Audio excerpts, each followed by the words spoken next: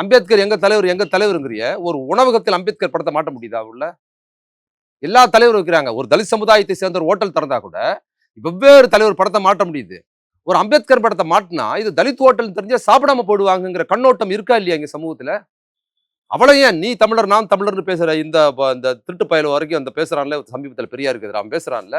நீ ஹோட்டல்ல வந்து ரெட்டமலி சீனிவாசன் எங்க தாத்தா அயோத்தியர் எங்க தாத்தா பெரியார் ரிட்டடி பண்ணிட்டாருன்னு வேறுமே கோல் மட்டுறிய நீ வைக்கிற உங்க கட்சிக்கார வைக்கிற உணவகத்தில் ரெட்டமலி சீனிவாசன் படுத்த மாட்டேன்.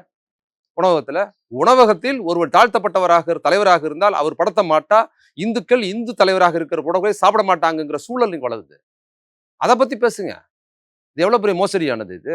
அது அயோக்கியத்தனமானது. நீங்க பரிசா இந்துக்கள் மத்தியில இந்துக்கள் உணவை சாப்பிடக்கூடாதுங்கிற ஜாதி பின்புலத்தோட நீங்க இருக்கிறீங்க. நீங்க சொல்லுங்க.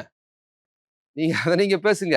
நீங்க இவ்வளவு பேசுற கோயில்ல வந்து சக்கரை பொங்கல் செய்யறாங்கல்ல, நைவேத்தியம் பண்றாங்கல்ல சாமிக்கு, எல்லா இந்தும் செஞ்சிட முடியுமா? அத எல்லா இந்தும் செய்ய முடியுமாங்க? பர்சாதி கோயில்லையோ நீங்க இருக்கிற மதுரை மீனாட்சி அம்மன் கோயில்ல நீங்க போய் சமையல் பண்ணுவியா?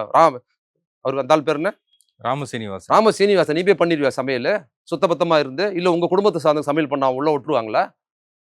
ஹலால் பிரகாரத்தை விட்டுரு, இந்த பிரகாரத்துக்கு வா. இங்க இருக்கா? கிடையாது.